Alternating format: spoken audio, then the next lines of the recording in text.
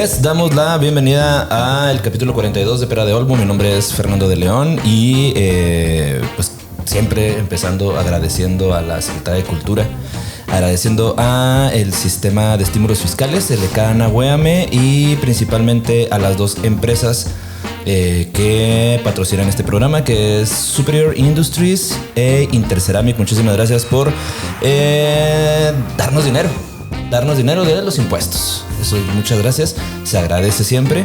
Espero que estemos haciendo bien las cosas y que pues nos vean y nos escuchen. El día de hoy, el día está muy chido.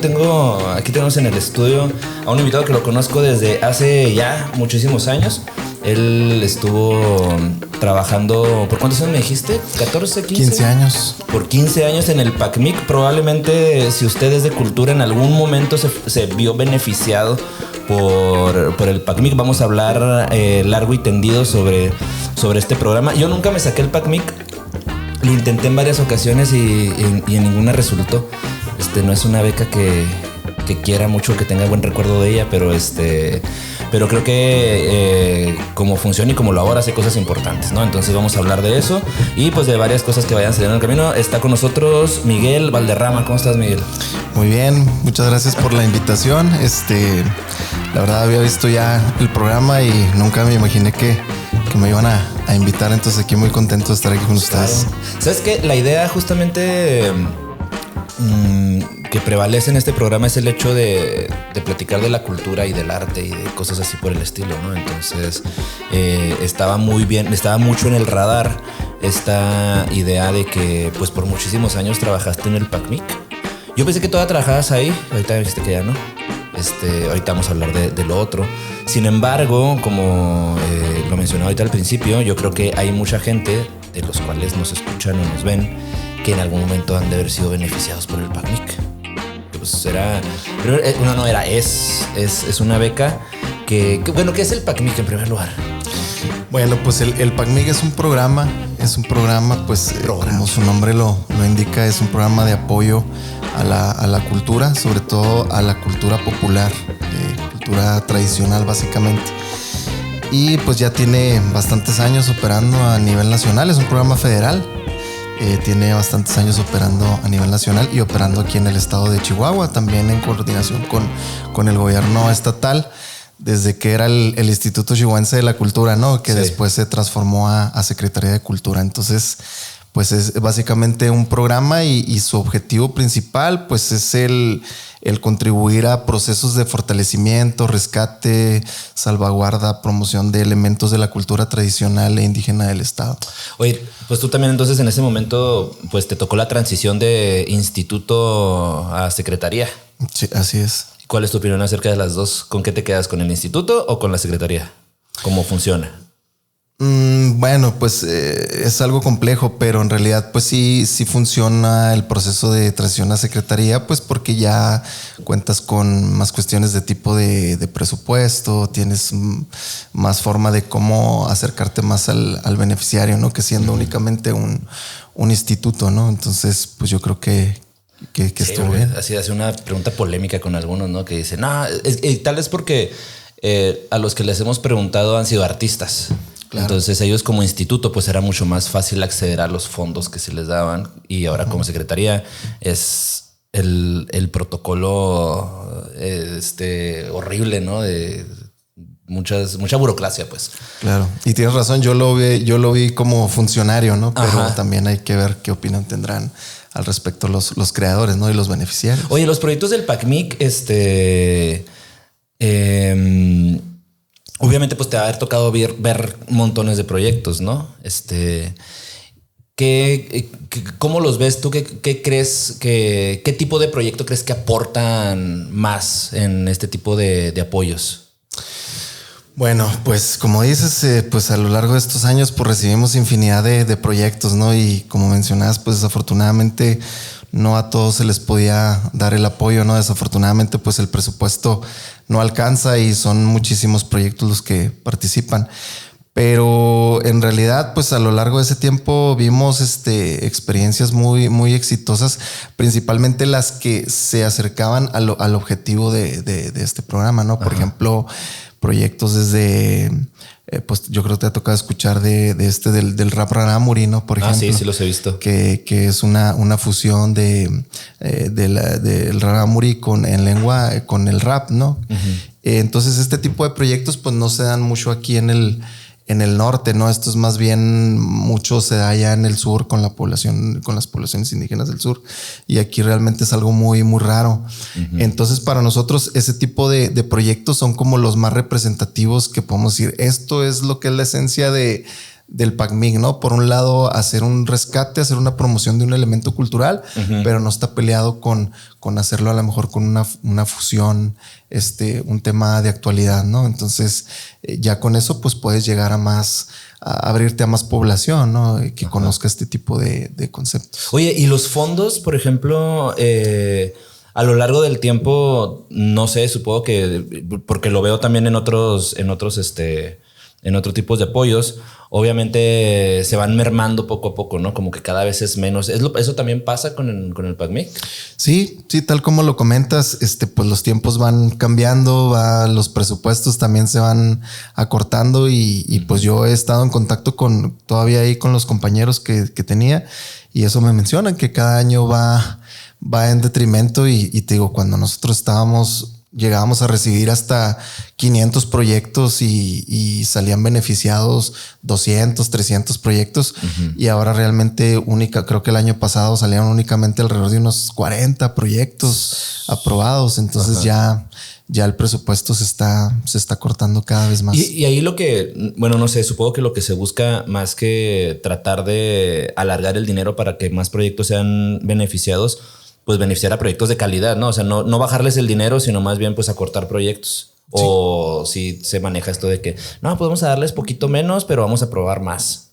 No, como bien lo mencionas, pues la idea es aprobar, o sea, no importa que sea un menor número, pero que sean proyectos de calidad y que obviamente no mermes la calidad o el objetivo que es el proyecto. De entrada, los jurados sí tienen la facultad de hacer un pequeño ajuste a los presupuestos, siempre y cuando no afecten las actividades, ¿no? Oye, a mí me tocó en alguna ocasión llevar proyecto, platicar y ver ahí gente que llevaba proyectos y no sé, incluso estos proyectos así, las hojas, el formato a mano, ¿no? Y así las hojas por atrás y por todas partes.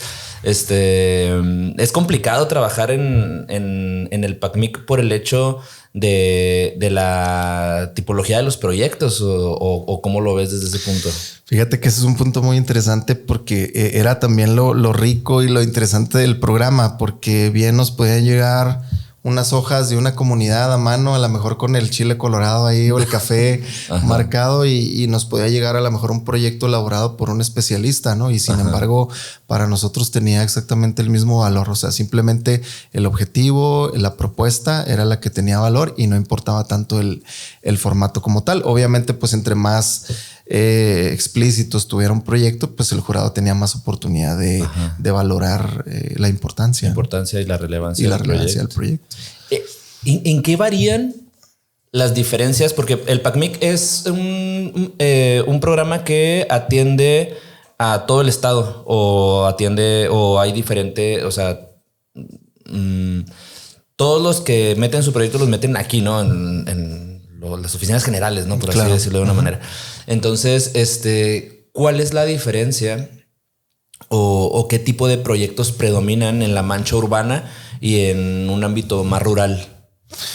Bueno, pues sí, como dices, el PACMIC pues es un programa estatal, o sea, es abierto a todo el estado, y sí, se reciben en las oficinas. Nosotros lo que hacíamos era pues que acudíamos a ciertos municipios a dar talleres de capacitación, pero los proyectos se recibían aquí en la ciudad.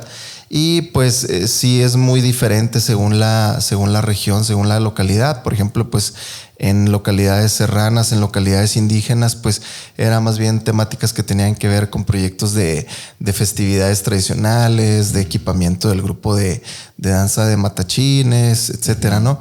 Y aquí en la ciudad, pues ya era un poquito más abierto y más diverso tanto las expresiones culturales como la forma en que los grupos las iban a abordar, ¿no? Como mencionamos ahorita, desde fusiones, desde talleres de capacitación, exposiciones, diferentes cosas, ¿no? Que a lo mejor en las localidades pues no se ve tanto, porque son como más específico lo que ellos requieren, ¿no? Entonces sí era muy diferente estos proyectos, cómo se daban en las diferentes localidades. Fíjate que una vez me invitaste a ser juez del PACMIC. Y es un trabajo difícil y complicado estar jueceando muchos proyectos. Pero había un proyecto muy interesante que era sobre una radio escolar. En aquel entonces, no me acuerdo obviamente no me acuerdo de dónde, ni cómo, ni cuándo, etcétera, pero era una radio escolar, ¿no? Lo que ellos querían era montar su como tipo cabina o algo por el estilo, ¿no? Sí. Entonces dije, este proyecto pues, está muy chido, ¿no? Porque aparte la escuela no era de aquí, era de algún otro lugar afuera de la ciudad.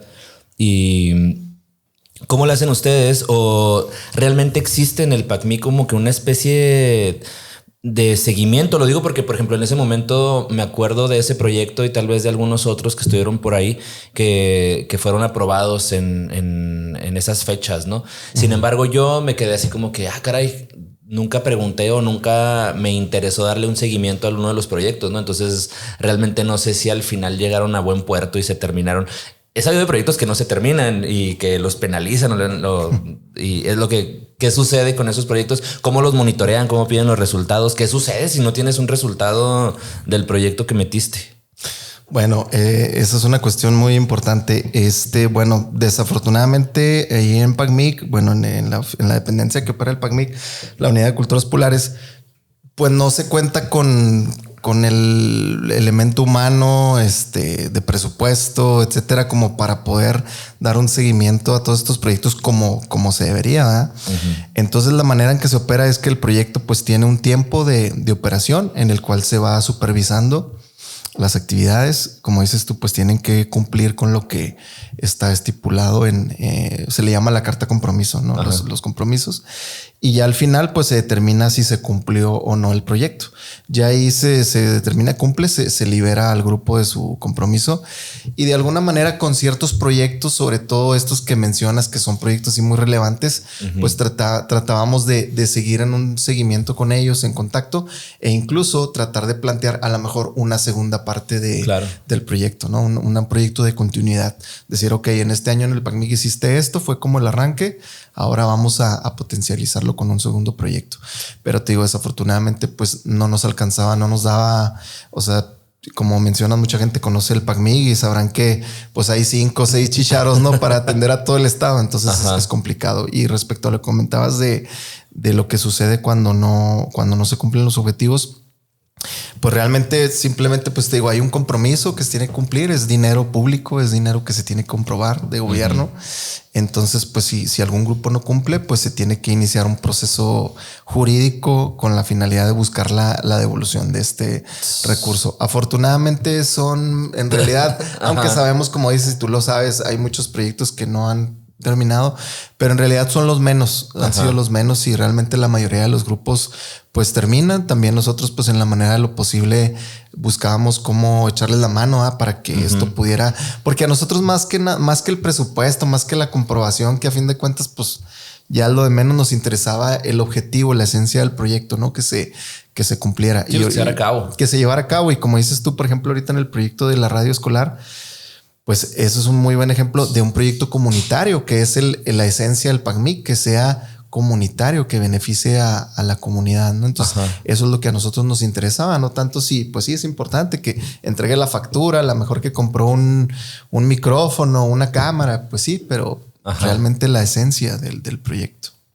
Sí, yo no voy a balconear a nadie, ¿no? Pero sí me enteré de unos proyectos que no se llevó. Y creo que sí, en cuanto le dieron el apoyo, fue a comprarse unas cosas que no debía haberse comprado y que no estaban.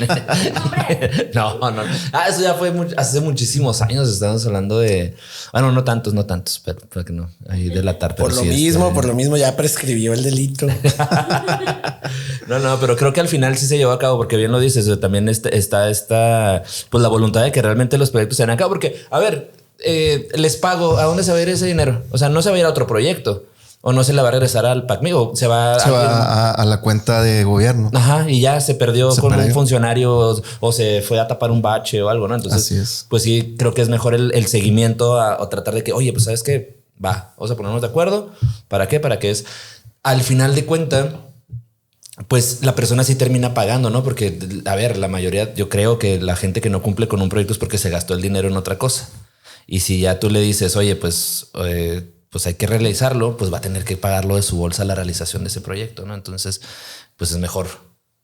Por lo menos llega la gente. Claro, ¿no? Y es cuestión de voluntad también, ¿no? De llegar a un acuerdo entre las partes y realmente pues también a veces hay situaciones que suceden donde pues de repente te ves con 60,000 pesos, 70,000 pesos, ¿no? Y dices, ¿dónde estaba? ¿No? A lo mejor tengo otra necesidad, pasó algo, no sé, etcétera. Entonces, pues pueden pasar diversas situaciones, pero sí, como decimos, pues tratar de que ese proyecto, y más si es un proyecto relevante, pues salga a flote, ¿no? Ahorita lo que mencionabas, sí ha habido o sí hay estos proyectos, porque sí me imagino muy viable y más tal vez en alguna comunidad de que tengan algún tipo de festividad o algo relevante con respecto al contexto en el que se encuentran, de decir año con año queremos realizar esto y año con año vamos, el PACMEX anual, ¿no? Es anual. Entonces decir, le queremos seguir dando seguimiento a este tipo de proyectos con el PACMIC, ¿no? Entonces sí hay proyectos que se lleven por 1, 2, 3, 4, 5 partes o que ya queden así como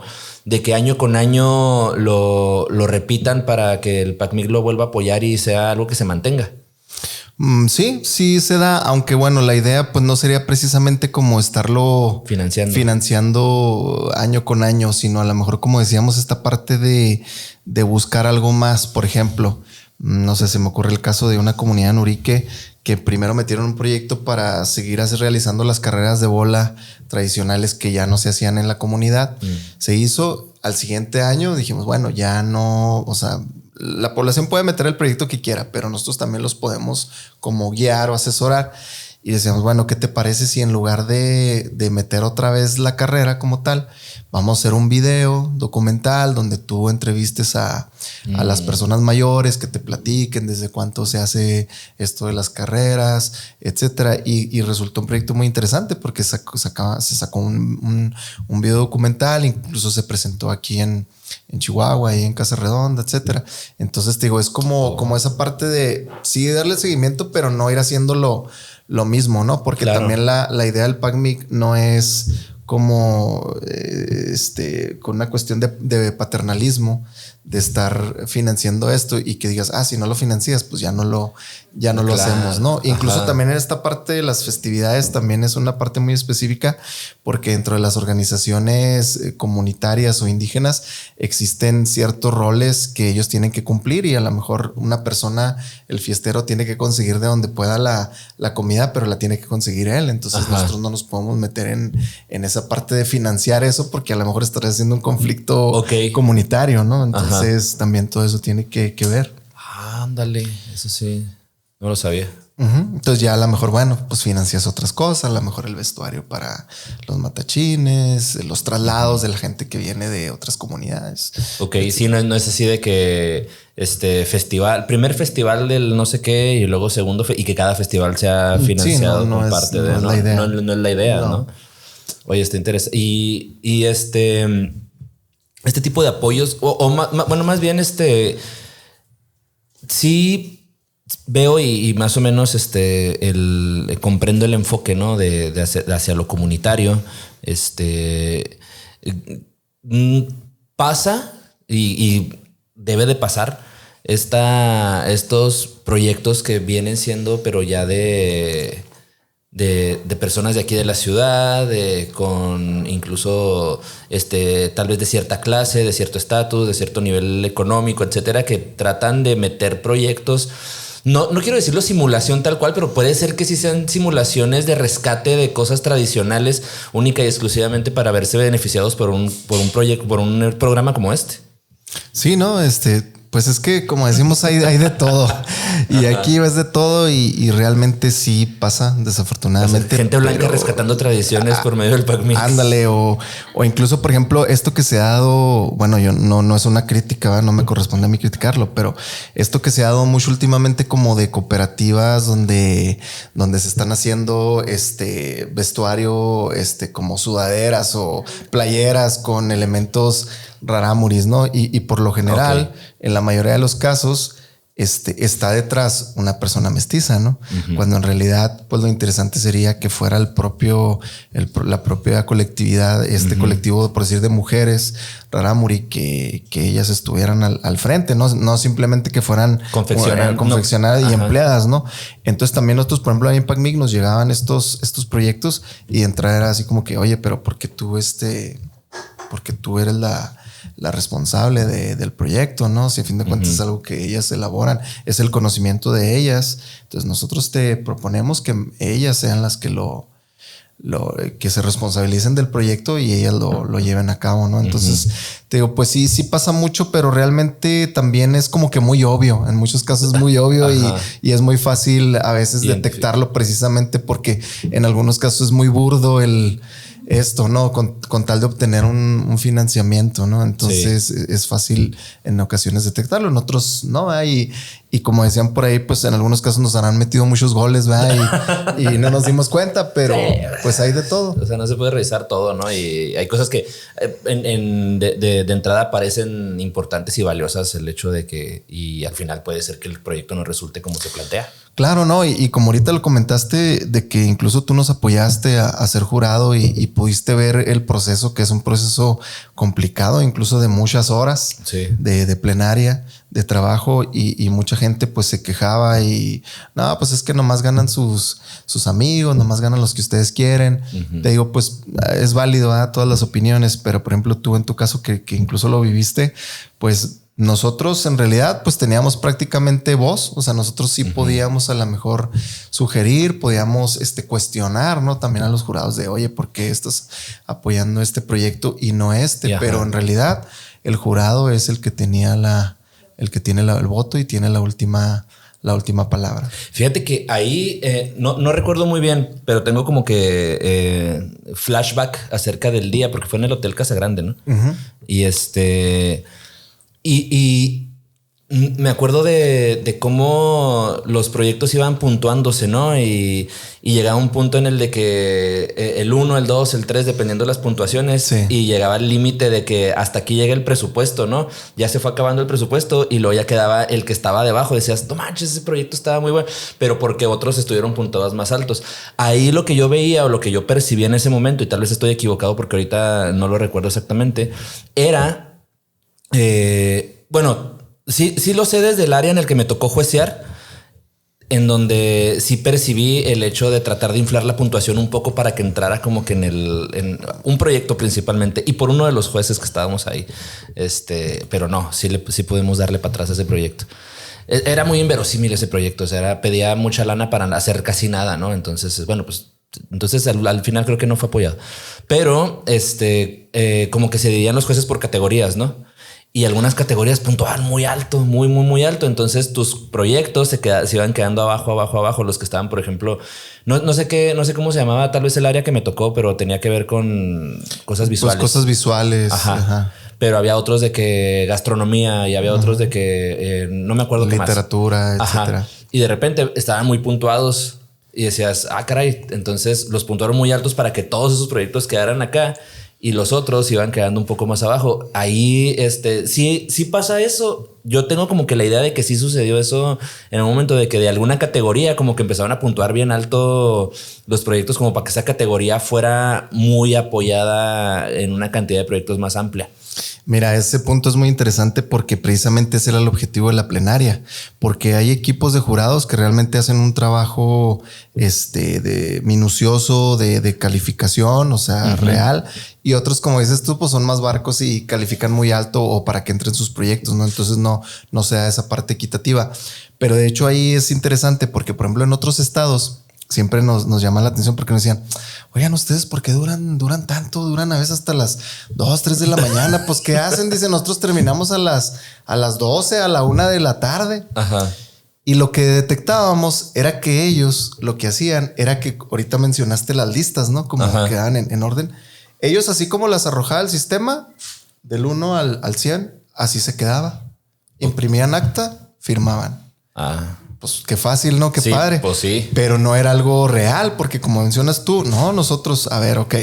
Así quedó listado conforme las puntuaciones de todos. Y tú lo recuerdas, nos agarrábamos proyecto por proyecto, uno por uno, revisando y cuestionando de que, a ver, este proyecto, ¿de qué se trata?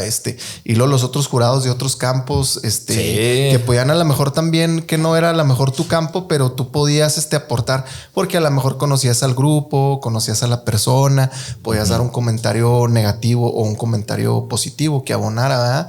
Y ahí era la parte rica de la plenaria de decir, no, ¿sabes qué? Pues este proyecto va para atrás. Y sí, como dices tú, quedó uno que estaba bien, sube, ¿no? Sí me tocó eso, sí me acuerdo. Porque sí había uno que estaba muy chido no me acuerdo de qué era ese proyecto, pero estaba chido, era algo visual, no recuerdo exactamente qué, y quedó como que abajo. Pero sí hubo ahí como que empezaron otros proyectos a cuestionarse, empezaron como que a bajar, y creo que hubo un piquito de que varios proyectos que estaban abajo lograron subir a...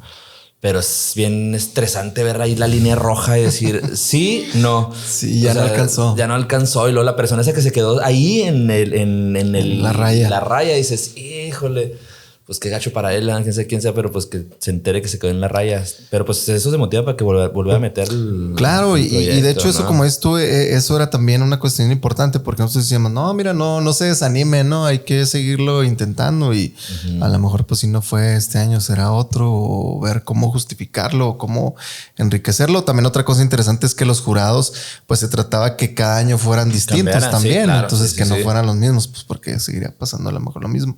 Pero también se trataba de cambiar, ¿no? De cambiar a los jurados, que cada año fueran distintos. Sí, claro. Sí, pues los mismos ahí está canijo. ¿Con quién me tocó juecer esa vez? Con un artista famoso de que Chihuahua. No sé su nombre, pero hace murales. Ahorita mencionaste algo que se me hizo interesante, y era como tal vez plantear este tipo de proyecto de estas personas que están detrás de una producción que tiene que ver con elementos de una comunidad en específico, ¿no? Entonces, ahí tal vez es el hecho de que muchas veces es esta persona blanca la que está detrás de... ¿Y por qué? Porque pues, al final de cuentas es como que la que sabe administrar, ¿no? Pero ¿qué tal si mejor capacitas a la gente para que... Ellas ya saben confeccionar ropa, ¿no? O sea, ellas ya saben hacerlo. O sea, ¿por qué mejor no las capacitas para que, aparte de poder hacerlo, puedan administrar un negocio de la manera como se debería para este tipo de empresas culturales que van enfocadas un poco más a lo contemporáneo, a otro tipo de personas que la prenda se transforma al fin de cuentas, ¿no? Porque son, lo decías, sudaderas, playeras, camisas que tienen ciertos detalles. Claro. Y que pues al final de cuentas se están moldeando al uso de cierta comunidad en específico, ¿no? Lo interesante sería mejor, pues, oye, capacita a personas para que puedan tener estas competencias de poder administrar un negocio y poder llegar, ¿no? a la población objetivo, en este caso, con este tipo de proyectos. Claro, ¿no? Y es que por lo general pues tendemos a subestimar, ¿no? Y decir, pues es que es indígena, pues como dices tú, no vas a saber administrar, no vas a saber realizar el proyecto, ¿no? Y realmente es un error, porque incluso créeme que muchos ponían el ejemplo muchos grupos indígenas de allá, de un lugar apartado de la sierra, que te llevaban con su comprobación, y una comprobación impecable, ¿no? Y dices tú, ay caray, ojalá todos aprendan y comprobaran así, ¿no? Y como dices tú, es interesante estos procesos, porque por ejemplo, en estos casos de esto que platicamos, de estos proyectos, pues sí tratamos de incidir en esa parte. Incluso en uno de ellos, pues, aparte de esto, de esta cuestión de lo administrativo, de cómo llevar a cabo esto, pues también se hicieron otros procesos, como por ejemplo, ellas ya sabían confeccionar, ya sabían hacer esto. Ok, vamos a hacer un curso con una diseñadora de modas que les enseña a lo mejor más amplitud de colores, más técnicas diferentes, otros cortes, o que ellas también lo puedan ir implementando, ¿no? Entonces también ellas, obviamente consultándolo con ellas, ¿verdad? No, pues ellas encantadas y lo aplicaron a su trabajo, ¿no? Entonces, pues todo con la finalidad de abonar al proyecto, ¿no? ¿Cómo ha cambiado la percepción o cómo es que, o realmente existió o, a ver, porque hace muchos años, hace mucho que ya incluso ya como que es un tema que quedó fuera de mi radar, pero hace algunos años, yo estoy bien. Hace algunos años, atrás, bastantes, digo yo, se hablaba mucho sobre o estaba en la mesa la discusión o la plática, la conversación acerca de la figura del intermediario de los productos indígenas hacia la población mestiza, ¿no? Hacia todos nosotros que estamos en la mancha urbana. Y se hablaba de que no era un reparto equitativo de las cosas, o sea, de que sí se lucraba mucho con el trabajo artesanal de las comunidades. En aquel entonces, incluso en algún momento se fue señalado la tienda de artesanías y el Fodarch y todo esto. Esa percepción, te digo, yo hace mucho que ya como que no la percibo. Pero, o tal vez yo me salí del radar o ya no existe o sigue existiendo esta figura mediática del intermediario que sí lucra con el trabajo del indígena. Bueno, desafortunadamente esto existe y yo creo siempre va a existir, ¿no? En alguna medida. Yo creo que sí ha disminuido. Yo creo que sí ha disminuido y precisamente uno de los dones o virtudes que tenía el PACMIC era pues que trataba de llegar directamente a la comunidad, al grupo, no a través de intermediarios, ¿no? O sea, darle el valor a que el grupo fuera el que... Hombre, no lo echamos. Que el grupo fuera el que desarrollara el proyecto y que el grupo fuera el que dijera qué es lo que quería hacer y cómo lo iba a hacer, ¿no? Ok. Pero te digo, pues esto va a seguir existiendo. Hay gente que desafortunadamente con la bandera del indigenismo y todo busca lucrar y obtener recursos, no obtener beneficios. Entonces eso siempre se va a dar, tristemente. Sí, me imagino que sí. Te digo, en aquel entonces era como que muy mencionado el hecho de esta. Y incluso, a ver, o sea, ni siquiera es nada más que suceda con el trabajo artesanal de ciertas comunidades, sino también el trabajo en el campo. Eso sí es muy conocido, ¿no? El hecho de esta explotación del campo por medio de estos intermediarios que compran muy barato y venden muy caro y que por eso muchos tienen mejor salirse a vender directamente con el productor al consumidor, ¿no? Que al final es como que el intercambio más justo, ¿no? Porque al final de cuentas, pues el que produce gana y el consumidor pues es el que está llevándose el producto. Claro, y lo importante también, lo relevante es que también ha cambiado las cosas y las comunidades también ya no ven las cosas como antes a lo mejor y ellos han salido más y han podido conocer y ellos directamente buscar los apoyos, buscar a las instituciones para ellos mismos ir dejando, estar dependiendo precisamente de estos intermediarios, ¿no? Entonces eso también es importante. O sea, ellos han tomado iniciativa y en esto de las instituciones, de los programas, de la gestión, ¿no? Entonces también eso es importante y eso abona para poco a poco ir dejando estas figuras dañinas para las comunidades. Sí, claro. ¿Mande? Adelante. Hablando de las reivindicaciones que se han generado desde los grupos indígenas y que totalmente ya es mucho más denunciado, que al menos ya somos conscientes, ¿no? De que es incorrecto y que atenta contra los derechos culturales de la población indígena, incluso casi que contra el derecho de autor, ¿no? En muchas ocasiones, si se le pudiera leer desde ese marco. Y que cada vez reclaman más diferentes grupos, ¿no? Por los diseñadores, no sé, franceses que luego usan los patrones o no sé, quienes compran y luego mutilan sus prendas para hacerlo más de alta moda o etcétera, quien no les da el crédito de lo que sea. ¿Tú crees que este tipo de reivindicaciones, como las estamos viendo, surgen de la organización social, comunitaria, o sientes que hay una incidencia de las instituciones públicas para que haya sucedido? Y si crees que hay alguna incidencia, ¿en qué? O sea, ¿cómo ha sido? Claro, ok. Pues sí, puede ser una combinación de las dos partes, ¿no? Por un lado, la misma organización comunitaria ha buscado defender su cultura, ¿no? Sus procesos culturales, que a lo mejor antes pues no lo hacían tanto.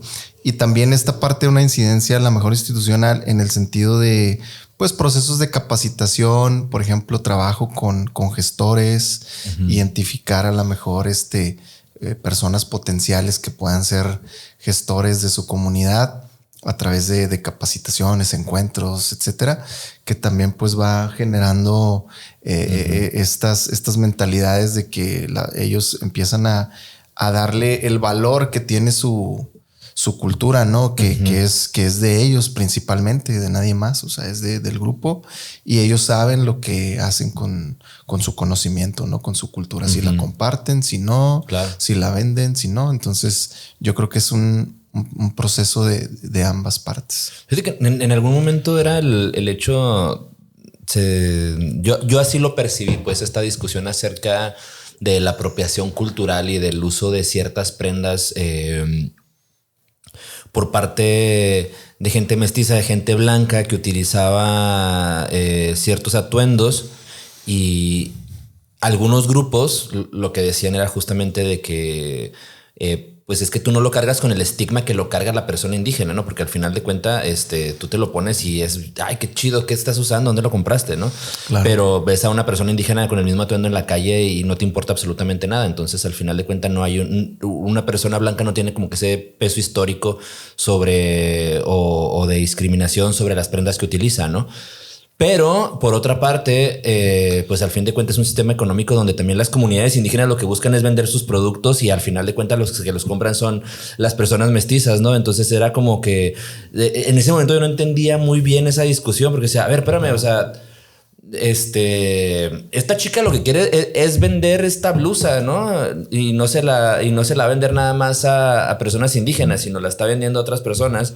Entonces, pero estamos criticando a estas otras personas por comprar esas prendas. Yo criticaría comprar esa prenda regateándole, ¿no? Y diciéndole, oye, no, pues te doy, no, pues compra lo que, o sea, si vas a pagar lo que vale, adelante, ¿no? O sea, al final de cuentas se están beneficiando, y ya si la está usando y pues a ti que no te importe por qué, ¿no? O sea, no sé, era esa discusión que llegó un momento en el que incluso hasta publiqué en Facebook de que, bueno, estábamos en contra de esto, no estábamos en contra de esto, ya me perdí totalmente, ¿no? Entonces sí era como que algo confuso en un momento. Sí, fue algo confuso, algo de conflicto, porque sí era como una línea muy delgada, ¿no? De cómo, de qué lado hacerte, ¿no? Pero pues no sé, yo de alguna manera pienso ahí muy humildemente que a lo mejor pues depende de, como decíamos, lo que la comunidad es lo que quiera, ¿no? Si quiere, como decías tú, obtener recursos económicos y vender sus productos, pues qué padre, ¿no? Adelante. A lo mejor aquí donde sí estamos mal es cuando, como comentábamos ahorita, cuando hay un robo, ¿no? De capital cultural, cuando se está aprovechando uno de cierto grupo para obtener a lo mejor alguien externo un beneficio económico sin beneficiar a la comunidad que es propietaria de ese valor cultural, ¿no? Claro, ¿no? Porque incluso las mismas comunidades, no sé, yo tengo la percepción de que en algún momento había ciertas tradiciones y festividades que estaban muy cerradas y que era muy difícil accesar y documentar y grabar o tomar fotografías alrededor de ciertas cosas. Y con el tiempo creo que esto se ha ido abriendo más. Ya nos toca ver y digo, tal vez era una idea que yo tenía porque alguien me lo dijo en algún momento, ¿no? De que, híjole, no, es que si vas a la festividad de los Rarámuris, que es la de no sé cuál, no puedes ahí llevar una cámara o esto, pero ahora ya después como que sí se va abriendo un poco más el panorama y la visión que nosotros tenemos. Y yo creo que al final de cuentas pues es justamente como lo que dices, ¿no? O sea, pues uno ve o uno conoce también hasta donde la comunidad te permita a ti entrar y conocer y ver y documentar, ¿no? Sí, o sea, yo creo que como todo en la vida, como dicen, en el pedir está el dar, ¿no? Y también como llegues a la comunidad y como tú te acerques, la gente también te va a tratar, ¿no? Así es, ¿no? Aquí y en China, ¿no? Entonces también, como dices tú, hay comunidades que sí son muy celosas de ciertas costumbres, de ciertas tradiciones. Hay otras que no, poco a poco se ha ido abriendo un poco más, ¿verdad? Ha habido más, pero pues realmente, por ejemplo, yo afortunadamente en todos estos años que he podido convivir con las comunidades y todo, pues absolutamente me ha ido bastante bien. No he tenido ningún problema porque pues trato precisamente de entrar con un respeto, ¿no? Hacia la comunidad. ¿Cómo es un acercamiento, cómo es un trato ético por parte de la antropología hacia las comunidades? ¿No? Porque también a veces está esta idea de que, sí, el antropólogo blanco que viene a estudiarnos y a hacer una tesis acerca de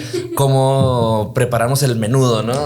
O no sé, algo, ¿no? Y ya se va. Porque, a ver, eso no nada más, o sea, lo percibo porque en algún momento lo hemos platicado con una amiga que tenemos en común, pero también pasa mucho con los artistas. O sea, los mismos artistas van de repente a lugares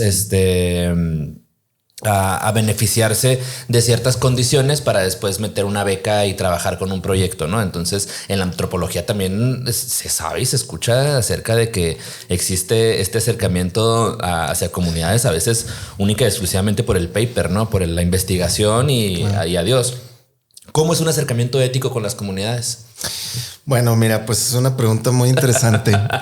Pero bueno, de entrada partimos como todo, de la parte del respeto, ¿no? Y también, pues muchas veces es difícil quitarnos, aunque seas antropólogo o seas de otra profesión o lo que sea, difícil quitarte esa venda de que llegas a un lugar y empiezas a decir, pobrecito esta gente, cómo vive, no tienen agua, no tienen esto, ¿no? Y empiezas como, voy a gestionar para traer esto, ¿no? Entonces ahí sería como, ahí empezaríamos mal, ¿no? Sería como el Salvador, ¿no? El Salvador de la comunidad. Ajá. Entonces, pues volvemos a lo mismo, o sea, es, por ejemplo, en el caso de la antropología, pues es simplemente tener un acercamiento respetuoso para poder conocer. Precisamente tu objetivo es conocer cómo vive esa comunidad, cómo es su organización, cómo son sus elementos culturales, pero pues sin intervenir, ¿no? Sin meterte en nada, salvo lo que la comunidad quiera, ¿no? Y hemos tenido muchos casos de pues programas de gobierno, por ejemplo, que fracasan, ¿no? Porque pues llevas algo que piensas que le va a funcionar a la comunidad, porque a lo mejor funciona en otra parte y realmente pues no les funciona, ¿no? Por ejemplo, a mí me llamaba mucho la atención un caso, por ejemplo, en una comunidad donde les fueron a poner las mujeres de la comunidad lavaban en el río. Ajá. Y les fueron a construir lavaderos, por ejemplo, para que pues, no fueran al río y pues lavaran en los lavaderos, ¿no? Y sin embargo, las mujeres seguían lavando en el río. Entonces dicen, caray, pues qué raro, ¿no? Si aquí pues tienen los lavaderos aquí y pues tienen que ir hasta allá. Entonces empezaron a preguntar y resulta que las mujeres, pues aparte de lavar la ropa, era como su espacio de interacción, social, donde ellas platicaban y se ponían al día de todo, se organizaban para el lavadero, güey. El lavadero, no tal cual. Y acá en el lavadero, o sea, en el lavadero literal, pues ellas no se sentían a gusto para llevar a cabo esa dinámica. Entonces tú, como algo tan sencillo no puede afectar la viabilidad o no de un programa. Ajá. No manches. Ok. Sí. Justamente. Se me fue la onda. Lo tenía muy presente, ¿no? Pero creemos que sabemos, ¿no? Hasta ese punto en el cual, pues, no, realmente no sabes nada. O sea, estás llegando a un lugar en el cual, ya. Lo que mencionas acerca de este acercamiento sin intervención me suena mucho o tal vez lo puedo relacionar con este tipo de fotógrafo documental, ¿no? El que va a los conflictos y su único trabajo es tomar fotografías y de lo que está sucediendo sin intervenir, ¿no? Y sin modificar la situación en la cual se está desarrollando algo, ¿no? Pasó el caso de este fotógrafo no me acuerdo cómo se llama, creo que se llama Kevin Carter, que es el famoso fotógrafo de cuando teníamos Hotmail y que era la cadena de que te llegaba, que era la imagen de esta niña africana con un buitre a un lado, ¿no? Y que eso le llevó a ganar un premio Pulitzer y que lo llevó al reconocimiento y varias cosas.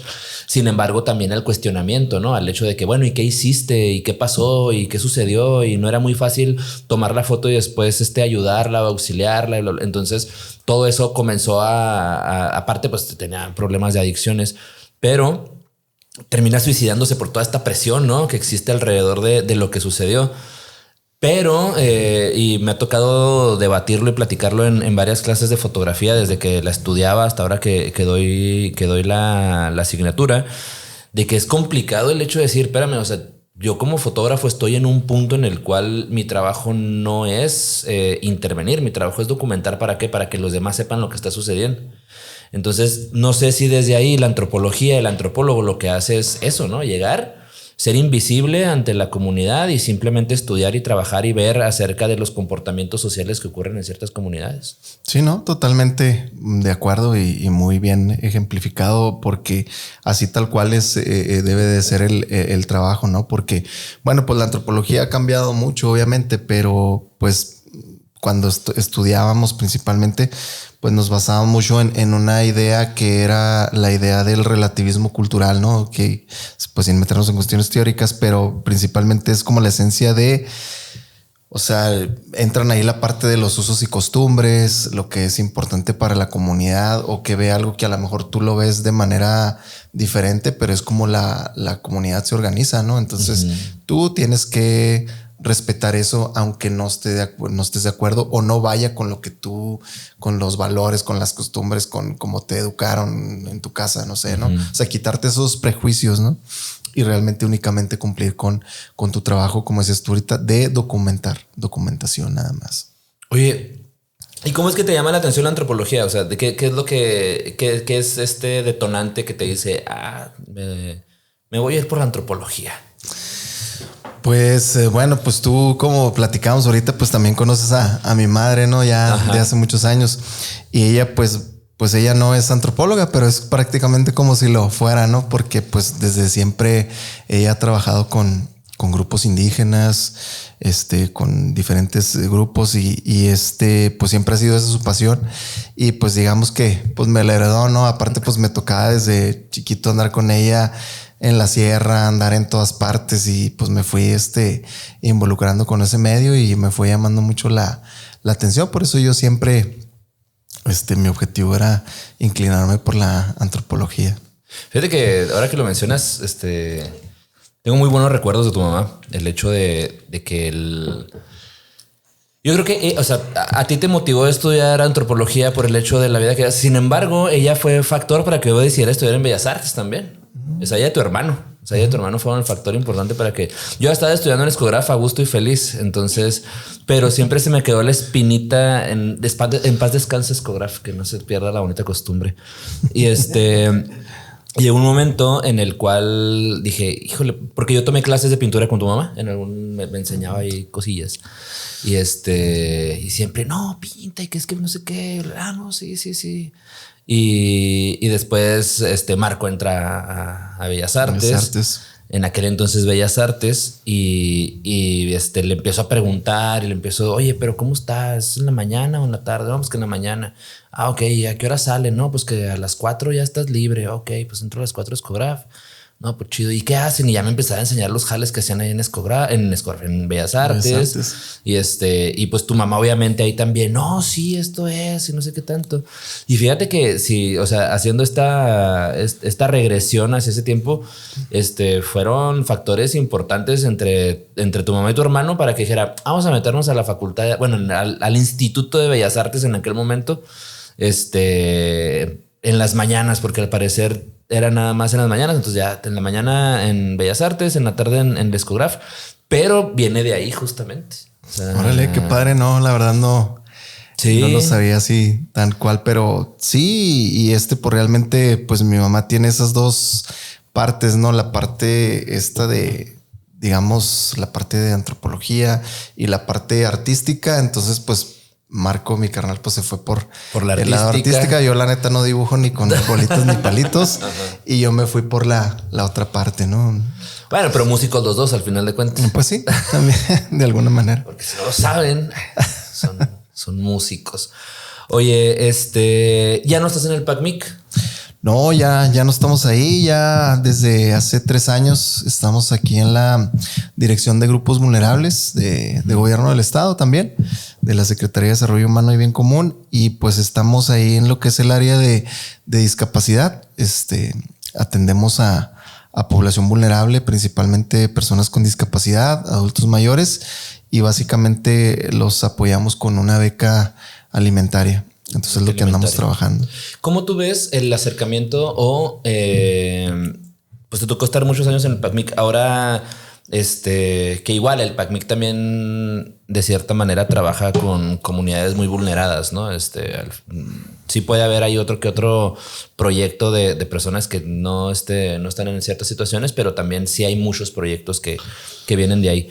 Ahora que ya no estás ahí en el PACMIC y que ahora creo que el contexto en el que trabajas tiene mucho que ver ahora sí con poblaciones vulneradas. ¿Cómo ves o cómo percibes tú desde fuera el acercamiento del arte y la cultura a estas poblaciones? O sea, fuera de lo que, o sea, más bien lo que tú alcanzas a percibir, ¿no? Al momento de estar trabajando con ellos. Si bien es al final como lo que mencionas, una beca alimentaria. ¿Qué percepción tienes tú del alcance que hay? En este caso, pues yo creo que los responsables tendrían que ser Secretaría de Cultura, incluso ICM también, en el alcance que puedan tener con estas comunidades, con estas personas. Pues en realidad, pues sí, es un alcance que todavía está muy, muy corto, ¿no?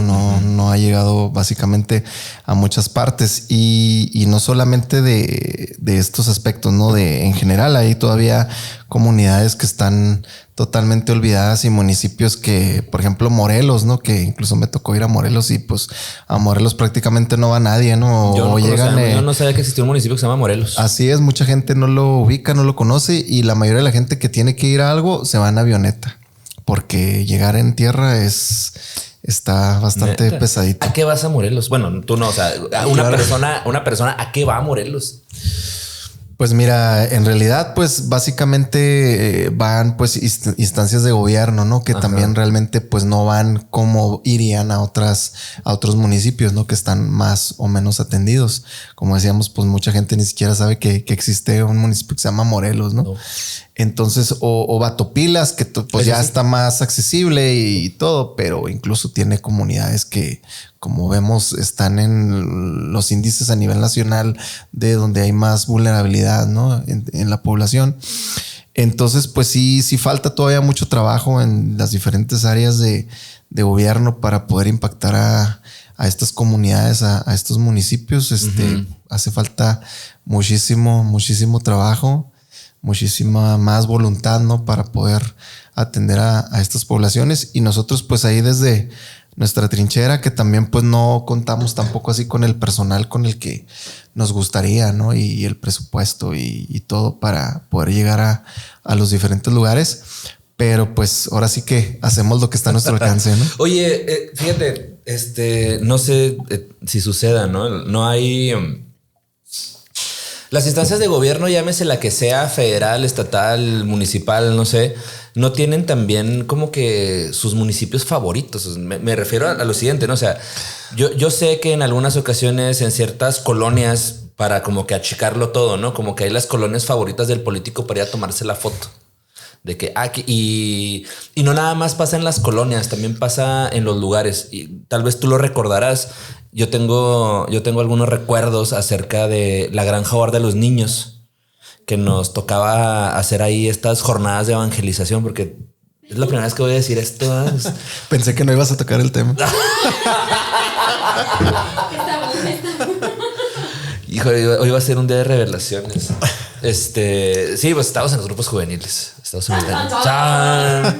No tenemos esa música, ¿o sí? No, creo que no tenemos ese tipo de suspenso. No sé. Estábamos en los grupos juveniles en ese momento. Y nos tocó ir a la Granja. Bueno, sí te tocó ir a la Granja Hogar, ¿no? Claro. Que tenemos ahí este retiro de evangelización.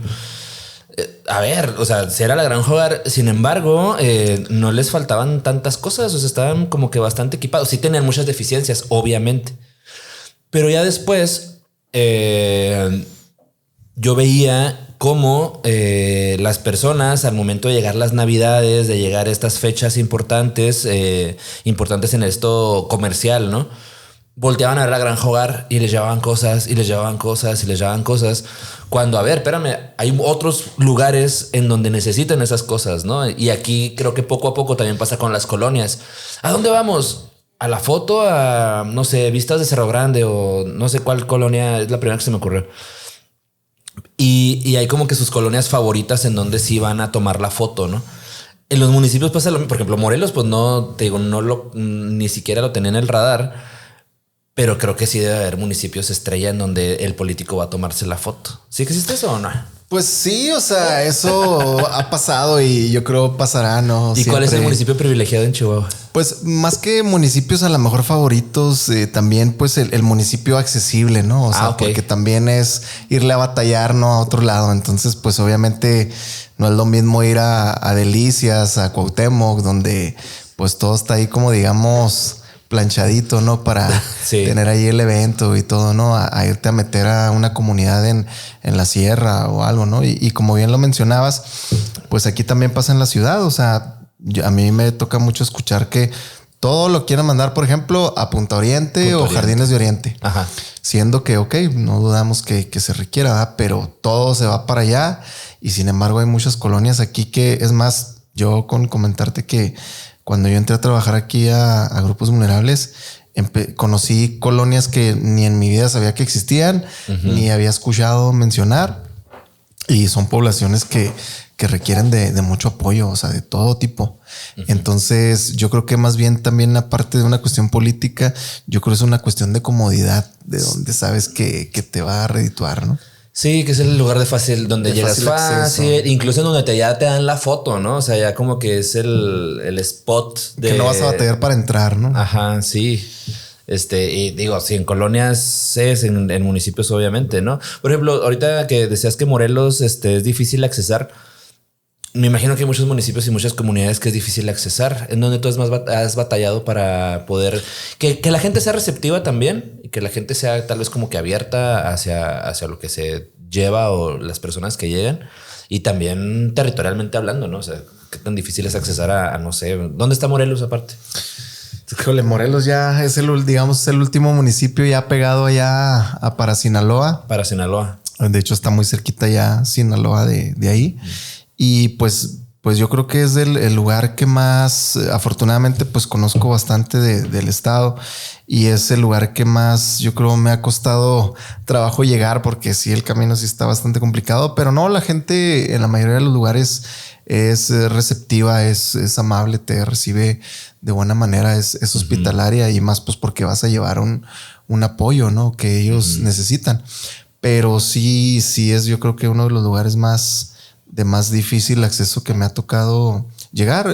También pues lo interesante de esta administración, y no es porque quiera echarle flores, pero precisamente es la idea que tiene o sea, como que antes el trabajo era muy centralizado aquí en Chihuahua, y sí de repente salíamos a un que otro municipio, pero como platicamos ahorita, no tan lejano, sino cerquita, y hacemos un evento de entrega de apoyos y ya. Y no entra esta administración y dice, no, pues ¿saben qué, compa? Somos una instancia estatal y no únicamente vamos a trabajar en la ciudad de Chihuahua, nos vamos a ir a todos los municipios a entregar, ¿no? Entonces formaron diferentes brigadas, rutas les llamamos, y pues cada cierto tiempo salen estas rutas a los municipios. A lo mejor no llegamos precisamente a muchas localidades, pero llegamos a todos los municipios, y de ahí se empieza el reparto de los apoyos, ¿no? Entonces eso sí me ha parecido relevante, que se ha buscado que se llegue este apoyo directamente al beneficiario. Oye, ¿cuál es la diversidad cultural desde las diferentes comunidades indígenas que hay en Chihuahua? Porque, por ejemplo, para nosotros de la ciudad, que no conocemos ni Krill, bueno, sí lo conozco, pero desde muy chiquito y ya nunca más he vuelto a ir. De hecho, pues Tomás ha ido a Cuauhtémoc y Delicias últimamente. Y últimamente estoy hablando de... no, fui a Parral. Hace poco fui a Parral. Está muy bonito Parral. No ha sido 2 veces en mi vida Parral, por ejemplo. Entonces, esta diversidad, yo estoy acostumbrado, pues, no a hablar por los demás. Yo estoy acostumbrado a de que, pues yo conozco los rarámuris y se acabó. Y además, ahorita, para mí es nuevo decirles rarámuris, ¿no? O sea, era siempre los tarumaras y los tarumaras, ¿no? Y ahora como que ya este cambio hace que, a ver, espérense, no, los rarámuris. ¿Qué tan diversa es la comunidad indígena en el estado de Chihuahua? Bueno, la diversidad es muy, muy amplia y como dices tú, pues desafortunadamente no conocemos realmente totalmente esto, ¿no? Este tema, por ejemplo, pues yo creo mucha gente ve a un indígena y piensa que es un tarahumara, ¿no? Y de ahí ya, pues un tarahumara. Pero en realidad, pues aquí en el estado nosotros contamos con 4, se les llama 4 pueblos originarios, que son de unos, pues son los rarámuri. Tenemos también lo que son los guarojíos, los pimas y los tepehuanos, ¿no? Entonces son, digamos, los 4 pueblos originarios de aquí del estado, pero también hay una diversidad muy amplia pues, por los grupos que han venido de otras partes, sobre todo del sur, ¿no? Y que se han asentado principalmente en Ciudad Juárez, como lo son los mixtecos, los huicholes, etcétera, que son grupos pues que no son originarios de aquí, pero llevan muchos años, muchas generaciones radicando en Ciudad Juárez y pues ya son parte de la vida cultural, ¿no? De Juárez y ya es un elemento, digamos, que se puede considerar como propio, ¿no? Entonces, ¿Cómo se distribuyen, por ejemplo, los 4 pueblos originarios que tenemos aquí en Chihuahua? ¿Verdad? Hablamos de los rarámuris. Bueno, pues los rarámuris están al sur, ¿no? De Chihuahua, tipo Sierra y etcétera, ¿no? Y los demás, ¿en dónde se encuentran? Bueno, por ejemplo, pues el grupo más amplio y que está más diversificado, pues son los rarámuri, que están en bastantes municipios del estado, ¿no? Principalmente, como comentas tú, en esta región, digamos, de los valles, ¿no? Pero también en la parte de la sierra. Pero, por ejemplo, lo que son la población Pima, pues está más pegada a lo que es la parte de Sonora, lo que es el municipio de Temozachi, lo que es Yepachi, que ya está en frontera ahí para ir como para Obregón, toda esta parte. De hecho, ellos pues comparten elementos culturales con Sonora, ¿no? Que también tiene población Pima en Sonora. Los guarojíos también pues están acá ubicados en lo que es la parte, por ejemplo, de Uruachi, de Moris, de Chinipas. Y los tepehuanos o los sodami, como ellos se llaman, están básicamente en lo que es la región de Guadalupe y Calvo. Okay. Sí, ese es su principal territorio, que también pues comparten algunos elementos por ejemplo, con los tepehuanes de Durango. Entonces comparten los grupos algunos elementos con grupos que son de otro estado, ¿no? ¿Cuáles podrían ser como que los elementos culturales más reconocibles? Tal vez no sea como medio ambiguo, ¿no? Pero, por ejemplo, yo veo y sé acerca de que lo que hablamos ahorita, ¿no? De que hay confección de prendas rarámuris y etcétera, ¿no? Pero, por ejemplo, de estos otros 3 pueblos, pues realmente no podría yo como que identificar algo de Sonora. Sí, no, el venado. Bueno, es lo que primero que se me viene a la mente, ¿no? Pero realmente no sé si realmente tienen como que elementos distintivos culturalmente hablando o de atuendo o de costumbres que si diversifiquen o sean distintas al resto, a la rarámuri, ¿no? Sino que sí se diferencian en este aspecto. Sí, ¿no? Cada grupo tiene diversos elementos culturales propios, ¿no? Que los diferencian de los otros grupos. A lo mejor tienen algunos que pueden partir de donde mismo o parecerse, ¿no? Tener ahí similitudes. Pero sí, incluso como lo decías, pues ya es complicado también identificarlo porque al menos la población rarámuri, sobre todo en el caso de las mujeres, pues siguen utilizando su vestimenta tradicional, ¿no? Sí. Ya en el caso de los hombres, pues ya no tanto.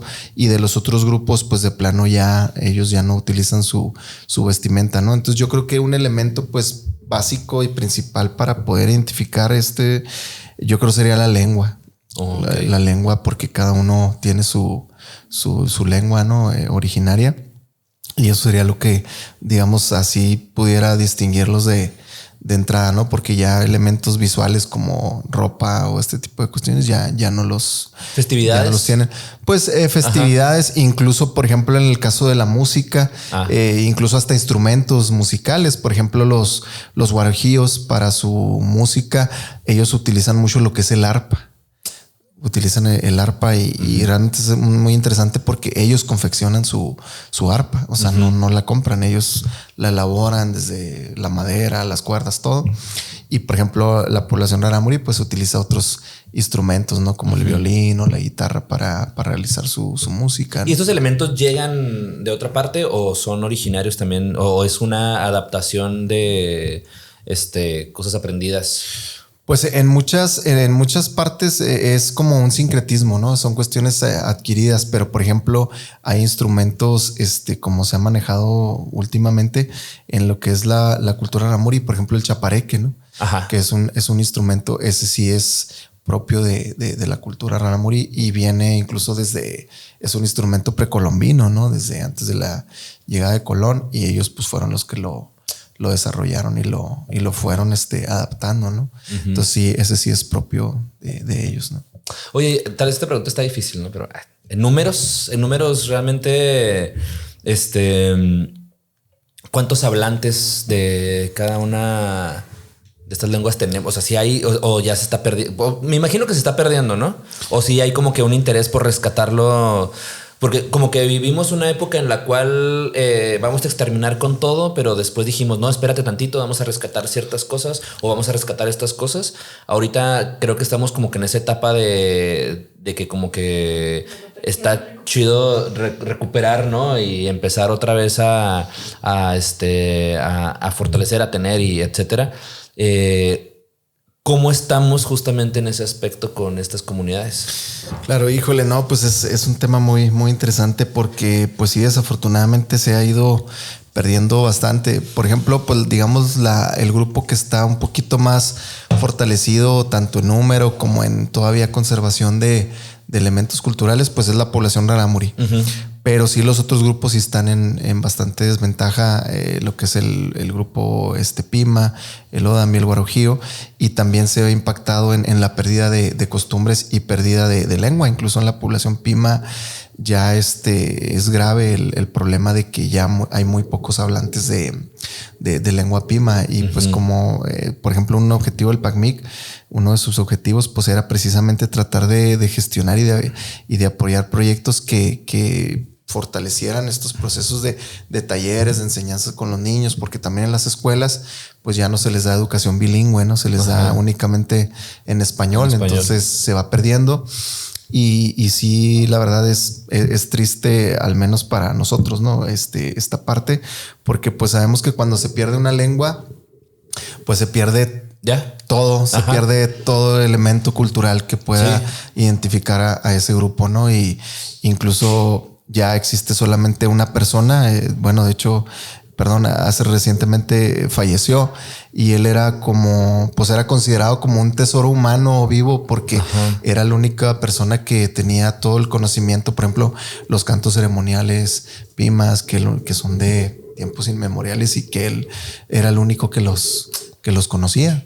Entonces digo, por ejemplo, pues se muere él y si no enseñó a nadie, pues ya pues se lo llevó ese conocimiento, ¿no? Entonces sí, los otros grupos sí están muy en desventaja de esto. ¿A qué crees que se deba? Bueno, me imagino también por la cantidad de gente y la cantidad de personas y la cercanía que puede haber entre unos pueblos y otros. El hecho de que, por ejemplo, lo que hablabas ahorita, ¿no? De que Ciudad Juárez han llegado personas de otras partes, ¿no? Me ha tocado ir a algunas partes de México y no veo por ejemplo, las comunidades norteñas o las comunidades que están en de cierto límite hacia acá, no tienen como que este sistema económico capitalista, ¿no es cierto? Este sistema económico en donde, a ver, aquí hay mucha gente viene del sur y tiene este sistema de venta de me muevo a ciudad en ciudad en ciudad en ciudad, ¿no? ¿Cuál crees que sea la razón por la cual no sucede esto al revés, ¿no? O sea, de que las comunidades rarámuris bajen hacia el sur a vender sus productos, pero sí mucha gente del sur sube al norte a vender los suyos. Claro.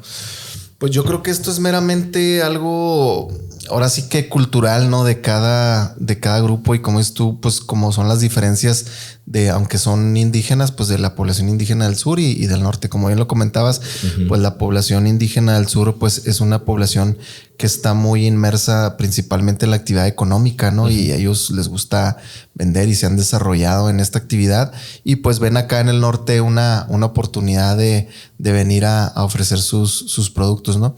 Sin embargo, las poblaciones, los grupos de aquí del estado, pues tienen otra dinámica, ¿no? Tienen otros intereses, podemos a lo mejor decirlo, y por eso pues en muy poca manera ellos a lo mejor hacen esta parte de ir hacia allá. Eso es, yo creo que es otro tipo de cómo van desarrollando sus elementos. Por ejemplo, recordé que era muy común que, por ejemplo, nos hablaban cuando estaba en PACMIC, como les comentaba que es federal, nos hablaban de allá de México y nos decían, oye, va a haber un evento de encuentro de grupos indígenas, etcétera. Necesitamos que nos mandes un grupo rarámuri que toque reggae en lengua rarámuri. Entonces, bueno. o que toque ska rarámuri, o un pintor, o un arromenio, un poeta, ¿no? O sea, ajá, sí me explico, ¿no? Porque allá esta dinámica es algo muy común. Y sin embargo acá, pues estas prácticas apenas se están dando, como platicábamos ahorita. O sea, estamos en el rap, pañales, ¿no? Ajá, sí. El rap, este tipo de cuestiones, ¿no? Como mencionabas, Romeino, que pues le ha entrado esto del piano. Ajá. Entonces, pues digamos, pues es que no tenemos, o sea, ¿qué te mandamos? Pues no hay, o sea, a ellos no les interesa hasta ahorita desarrollar estas cuestiones. Tengo unas abogadas, si quieres te las mando, pero no tengo. Ándale, o sea, otras cosas. Sí tenemos grupos, ¿verdad? Que pueden ir a tocar, pero no en esos géneros o en eso que tú me estás pidiendo. Entonces digo, sí es muy diferente cómo se ha ido dando la dinámica de los grupos del norte o del centro o del sur, ¿no? Del sur. Wow. Tengo unas preguntas para terminar. Ya, ¿cuánto llevamos? Llevamos 1 hora con 13 minutos. Ah, perfecto. Estamos en el tiempo. Una de las preguntas es muy específica y a ver qué tal. Elementos gastronómicos. Has viajado por Chihuahua porque pues tienes que ir a diferentes partes. Sí, claro. ¿Qué elementos gastronómicos del estado, fuera de la capital y en estas comunidades son los que tú dices, híjole, esto está wow? Pues nos ha tocado conocer bastante, afortunadamente, en los diferentes lugares que vamos, y no, pues hay una diversidad impresionante, ¿no? Que realmente no conocemos. Pero, por ejemplo, a mí sí me llamó mucho la atención, ahora que lo mencionas. Me tocó en el municipio de Belisario Domínguez. Estamos ahí en una actividad y nos invitaron a una comida en un balneario. Y de repente llega, pues nos está atendiendo ahí el presidente, ¿no? Y su gente. Y llegan y nos presenta unas pencas de maguey, o sea, de nopal así grandes. Y nosotros, caray, y lo están así como amarradas, así como con fierros. Okay. O sea, como con fierros estaba amarrada la penca, ¿no? Porque estaba partida a la mitad. Y luego pues nos quedamos así y nos dice, no saben qué es eso, ni tienen ni idea. Y dijimos, no, pues la verdad no. Y empieza el compa a quitar, a destornillar los fierritos, los alambres con una pinza. No, hombre, porque para esto la penca la tenían en un asador. Ahí la tenían, ahí la estaban asando. Pues la abre. No, era impresionante. Haz una que era carne como bistec, con tomate, cebolla, etcétera.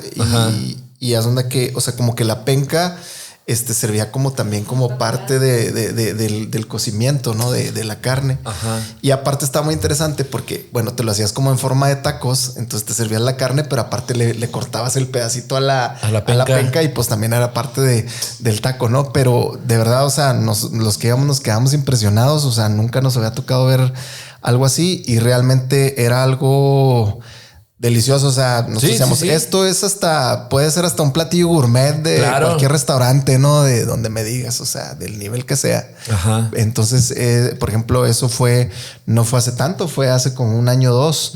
Y te digo, cada vez nos sorprendemos más de que llegamos a algún lugar. Siempre hay algo que nos sorprende.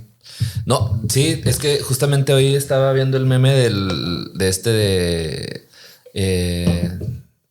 es mi platillo de Chihuahua y un montado, ¿no? Y alguien le dice, es una quesadilla con carne.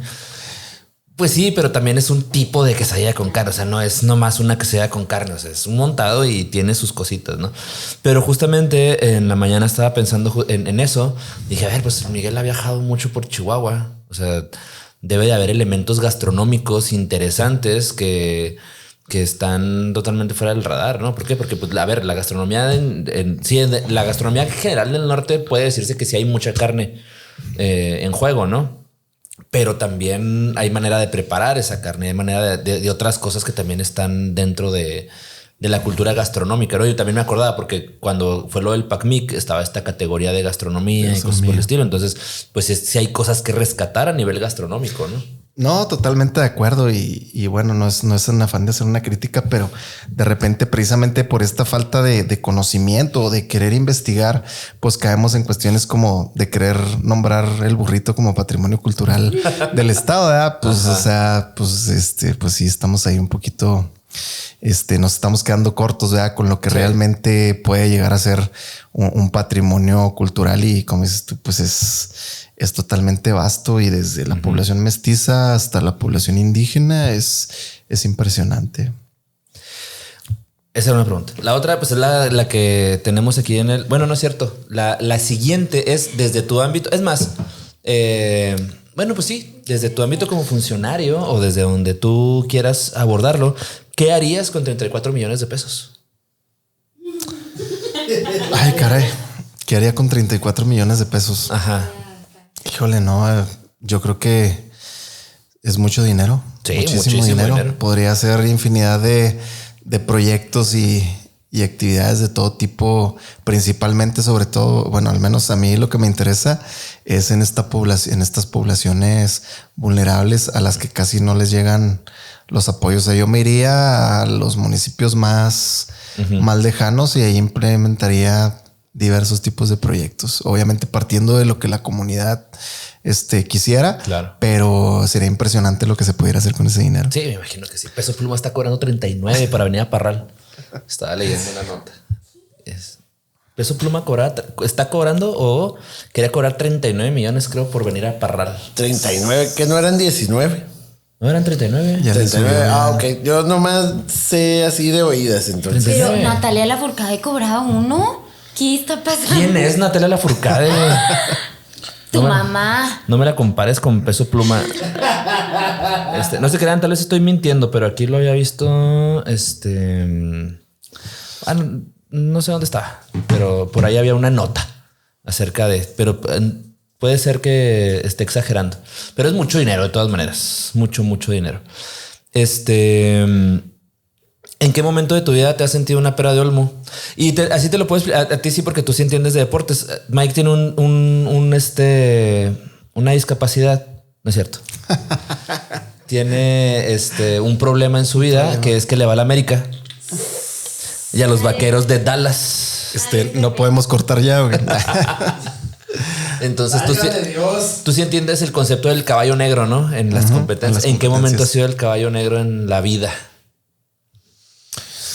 Pues, híjole, pues yo creo que así en un momento específico no recuerdo, pero pues como que siempre trato, a lo mejor aparte de uno reconociendo tanto sus virtudes como sus limitaciones, pues siempre trato de, en donde estoy, pues hacer lo que esté a mi alcance, ¿no? Lo mejor que se pueda.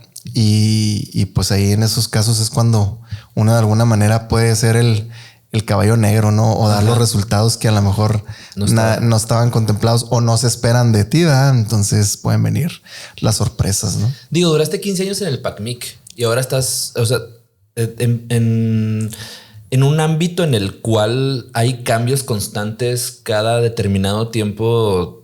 Te has mantenido, ¿no? Entonces creo que eso habla del trabajo que se hace al final de cuentas. Sí, de hecho me parecía muy interesante que le hacías una pregunta a Daniel, que estuvo aquí contigo. Ah, sí. Y le preguntabas eso de que cómo se ha mantenido y todo. Y me llama la atención porque pues yo creo que de alguna manera todos los que trabajamos en gobierno tenemos esa idea de que es algo que tarde o temprano va a terminar, ¿no? O sea, igual, bueno, uno no quiere que lo despidan, ¿verdad? Pero si te despiden no puedes decir que te sorprende, ¿no? Porque es algo que puede pasar. Entonces, pues uno trata de aprovechar el tiempo y aprovechar que estás ahí para poder ayudar o poder hacer lo que esté en tu trinchera, ¿no? ¿Cómo se vive así? Y no sé si las personas que trabajan en gobierno o en algún otro lugar en donde es posible que toda la planta laboral cambie. ¿Cómo ves? Se me viene a la mente este texto o que existe alrededor de Messi, que él nunca hizo su maleta, ¿no? Que su maleta siempre la tuvo en la puerta y que nunca dejó su acento y nunca dejó sus palabras y nunca dejó el mate. Y había un argentino que decía de que él era este argentino que nunca guardó la valija, ¿no? Sino que siempre la tuvo en la puerta. Y había otros que llegaron a otras partes, a Barcelona en este caso, y que desempacaban y guardaban la valija o la olvidaban, ¿no? Porque pensaban que se acabó Argentina, ¿no? Y empezaban a decir tío en vez de che o cosas así, chabón. Entonces, en gobierno, yo creo que se siente esa vibra, ¿no? De que en algún momento cambia la administración y probablemente me voy, ¿no? Se guarda la valija, se tiene en la puerta. Y si se tiene en la puerta, ¿hay un plan B? Por ejemplo, ¿cuál sería tu plan B en el momento en que te dijeran, ¿sabes qué? Pues cambió la administración, ahora entró Movimiento Ciudadano y va a cambiar absolutamente todo lo que hay en todas las dependencias. ¿Qué plan B tiene? ¿Tienes un plan B? Mira, bueno, dijiste algo muy importante, la maleta en la puerta. Yo creo que la mayoría la tenemos en la puerta o el que no la tenga, pues lo va a agarrar de sorpresa y va a estar gacho, ¿no? Pero pues sí, no te miento. O sea, realmente cuando hay un cambio de administración, pues empieza ese nervio, ¿no? De qué va a pasar, nos van a correr o lo que sea. Porque también muchas veces en gobierno, pues no precisamente la persona... Y no estoy diciendo que yo lo sea, pero que la persona que mejor trabaje o que mejor haga su trabajo le garantiza que se va a quedar, ¿verdad? Se manejan muchos factores también que ya conocemos y está de más decirlos. Pero afortunadamente en mi caso me ha tocado que las personas que han llegado nos han dicho aquí, yo no voy a correr a nadie, voy a empezar a conocerlos y los voy a empezar a valorar por su trabajo, ¿no? Entonces, digo, afortunadamente, pues me he ido bien en esa parte de que nos dan esa apertura y no llegan ahí con la espada desenvainada ahí cortando cabezas, ¿no? Pero pues sí, de alguna manera sí puedes tener algún plan B. Pues afortunadamente, pues en todo este recorrido, pues uno también va conociendo gente, ¿no? Pues haces contactos que a lo mejor tienen tu misma visión o algo de trabajo y pues puedes a lo mejor tocar algunas puertas que no te garantiza que se vayan a abrir, ¿verdad? Pero pues de alguna manera le tienes que hacer, ¿no? Y más pues los que ahora sí que tengamos algún chamaco o algo que pues come bastante, pues tienes que buscarle, ¿no? Tienes que buscarle cómo hacerle. No, y es que eso es lo importante, el hecho de tocar puertas, buscar contactos, hacer alianzas, ver con qué personas trabajas en común, porque de repente llegan y te corren y ¿qué haces? ¿Vender seguros o algo así? Pues pierdes todos porque nunca porque nunca hiciste contactos, ¿no? Entonces, pero qué bueno. Y te quiero preguntar también otra cosa, y esto a ver si se puede como que ir quedando como pregunta. Apúntenlo allá atrás en el staff. Quisiera que nos recomendaras un lugar en donde comer aquí en Chihuahua. Que tú digas, vayan a comer aquí. No importa que sea un restaurante acá o un puesto, donde sea, que tú digas, vayan y prueben esto. Está chido, está rico y les va a gustar.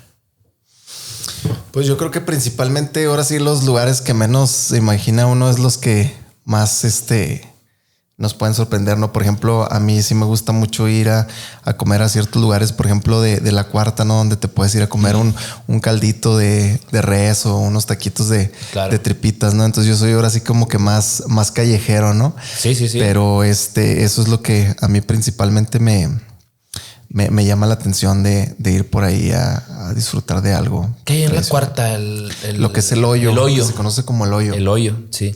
Sí, ahí hay unas buenas flautas. Incluso también el menudo de ahí de las campanas también. El menudo de las campanas. Está bastante interesante. Sí, estaría chido seguir con esa dinámica del recomendar lugares para comer. En algún momento, esta es la segunda temporada de un programa, ¿no?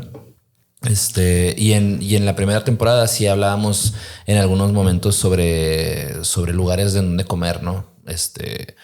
Y que pudiera como que abonar a los que nos escuchan o nos ven, decir, pues voy a darme la vuelta a comer ahí, ¿no? Entonces si quiero, o justamente hoy estaba pensando, se me vino la idea lo gastronómico en el estado, el hecho de que estaría bueno retomar esa pregunta, ¿dónde comer? De hecho, haciendo un comercial, hay precisamente un proyecto de PACMIC, no sé si ya terminó o está en desarrollo, ya no me tocó, precisamente donde están haciendo como fueron a visitar diferentes lugares y fondas tradicionales de la ciudad, y te dan ahí como una especie de pequeña guía, pequeño tour de estos lugares. Entonces digo, no sé si ya esté o esté por salir, pero sería interesante ahí que lo checaran. Órale, ¿y cuál era la idea? ¿De que ellos te llevaban o qué hacían? No, ellos iban recorriendo los lugares. Ellos recorrían los lugares. Platicaban con los propietarios, a lo mejor platicaban un poco en sí de los elementos gastronómicos, y hacían ahí como una especie de un catálogo de ciertos lugares, pero digamos lugares populares y tradicionales de la ciudad.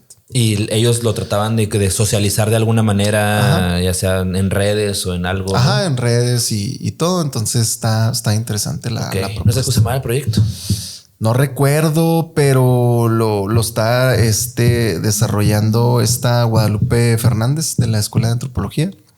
Y está interesante, pero la verdad no he sabido, ya le perdí la pista, la verdad, del proyecto.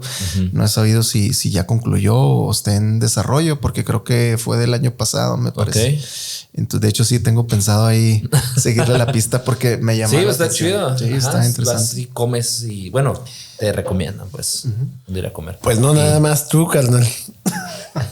Sí, de verdad no es el panzón to go, ¿no? De que ya tengo muchas dudas acerca de que sean recomendaciones serias.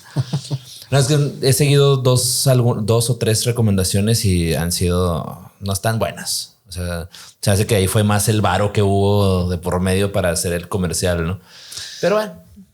Que tú ya tienes bastante conocimiento en el tema. Sí, he seguido ahí tus publicaciones de que estoy comiendo aquí en tal lugar y que estos taquitos y todo. Y la verdad sí se ven muy, muy antojables. Sí, fíjate que gran parte de mi quincena se va en comida y bebida. O sea, básicamente es en lo que... Qué padre. Es lo que se gasta. Oye, y ya por último, ya para cerrar,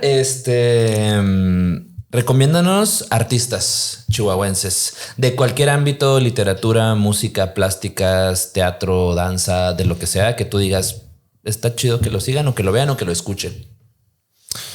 Pues bueno, hay muchísimo talento y mucha calidad, ¿no? Aquí en Chihuahua, afortunadamente, pero pues hay muchas, pues infinidad, ¿verdad? Que no quisiera omitir a alguien en particular, pero por ejemplo, a mí me gusta mucho el trabajo por ejemplo, de estos chicos de Mario Montes y Eric Garibay. Yasteño. El Yasteño, todo este tipo todo lo que ellos trabajan, las fusiones que hacen y todo esto a mí me agrada mucho, en particular ese tipo de trabajo que ellos realizan, ¿no? Entonces sí me parece interesante ahí darles un seguimiento a ellos, ¿no? Y también vienen otras cuestiones también, como lo vemos en poblaciones indígenas, ¿no? Como estos chavos, el Jairo, que hacen esto del rap y que son artistas emergentes. Yo creo que es importante apoyarlos, ¿no? Y checar su trabajo y promoverlo. ¿Cómo se llama el del rap? Raramuri, ¿se llama de alguna manera o es un nombre?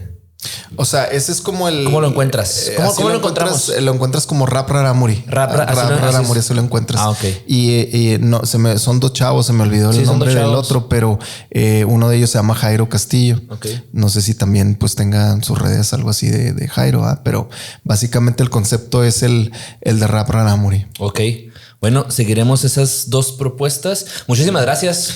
No, al contrario, gracias por la invitación, muy, muy contento de Y estar no aquí con hablemos, ustedes. no hablamos de muchas cosas, ¿eh? No hablamos de... Ustedes no lo saben, pero aquí el Miguel es actor, fue actor en algún momento de estos viacrucis, que también es un estudio antropológico interesante, ¿no? El hecho que poco a poco han ido desapareciendo, ¿no? O, bueno, tal vez es mi percepción porque tal vez no lo sigo tanto en el radar, pero sí hubo un momento, yo recuerdo, incluso tengo periódicos ahí guardados en donde las planas eran de los viacrucis en diferentes partes de Chihuahua, ¿no? Sí se ha ido perdiendo. Antes pues sí era como un fenómeno social muy, muy interesante, muy, muy ferviente, ¿no? La población acudiendo a todos estos viacrucis y poco a poco pues se han ido dejando y sobre todo también los que tenían más tradición, ¿no? En la ciudad también como que han ido un poquito bajando. Baja. Por eso yo siento que la gente también de alguna manera ha perdido algo de interés, pero sí era un tema aparte, independientemente de lo religioso, era un tema social muy interesante. Sí. De totalmente. Religiosidad popular. Ándale, justamente, ¿no? Pues muchas gracias. Muchas gracias por haber estado. Gracias a la Secretaría de Cultura, gracias a Lecana Huéame, que es este programa de estímulos fiscales que permite... Fíjate, la otra vez estaba hablando justamente con Alejandra Enríquez y comentaba el hecho de que cada vez más empresarios están interesados en esto, ¿no? Y de que tenían una bolsa destinada para los proyectos y que tal vez no se gastó toda, pero porque lo que buscaban era que los proyectos fueran de calidad, ¿no? Y decir, bueno, tantos proyectos son de calidad, la bolsa es tanto y se gastaron el presupuesto al que llegaron, ¿no? Entonces sí es importante el hecho de que, como el PACMIC, existan más programas, de que se piense en la profesionalización de los proyectos culturales y artísticos. Entonces yo creo que el Lecana Huéame es una iniciativa muy interesante que vincula a los agentes culturales con la empresa privada, que es donde pues también hay lana. Muchas gracias a la Secretaría de Cultura, Lecana Huéame, a las dos empresas que hicieron posible de que este programa se llevara a cabo, que es Superior Industries e Interceramic. Gracias por estar aquí. Gracias al equipo, a Chel, Seitel, y nos vemos la próxima semana. Bueno, sí, la próxima semana. De hecho, van a salir 2 programas juntos porque no hubo tiempo de sacar uno, pero tenemos uno ahí guardado con estas chicas de... Bueno, pues no, ¿para qué vas a primero ese? Nos vemos, ya, bye, adiós, gracias. Bye.